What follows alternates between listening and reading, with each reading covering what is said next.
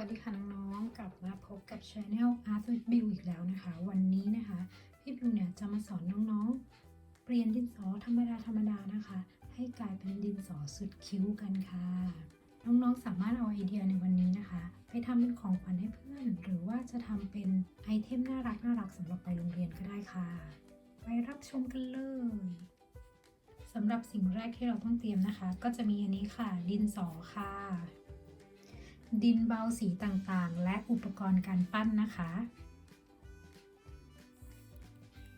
เริ่มแรกเราจะปั้นฐานตัวคัพเค้กก่อนนะคะก็คือปั้นให้เป็นทรงกระบอกเป็นเหมือนถ้วยค่ะครึ่งนะคะแล้วก็กดบนล่างให้กลายเป็นทรงกระบอกเราได้ฐานทรงกระบอกเสร็จแล้วนะคะเอามาเสียบกับดินสอค่ะพยายามเสียบให้อยู่ตรงกลางค่อยๆหมุนเข้าไปนะคะ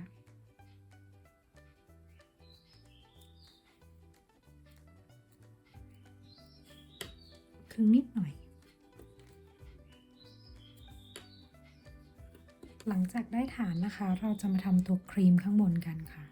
คลึงให้เขาเป็นเส้นยาวๆอย่างนี้นะคะจะใช้กี่สีก็ได้สีเดียว2สีหรือว่า3สีก็แล้วแต่เอามาชิดกันค่ะแล้วเราจะมาขดบนฐานนะคะ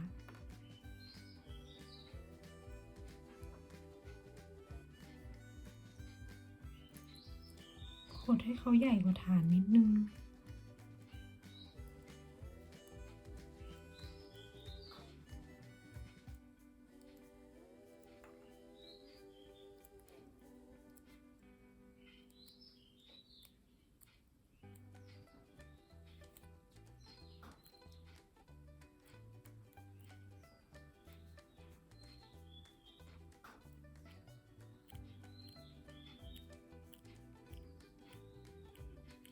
นี่ค่ะ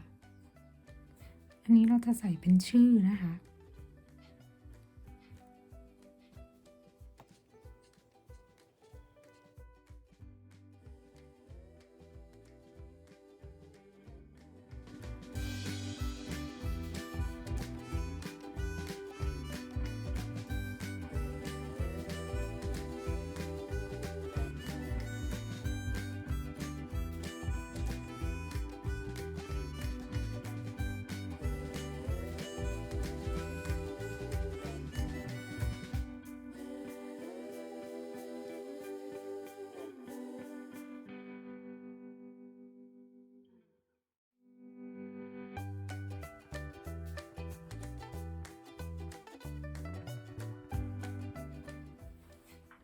เรียบร้อยแล้วค่ะ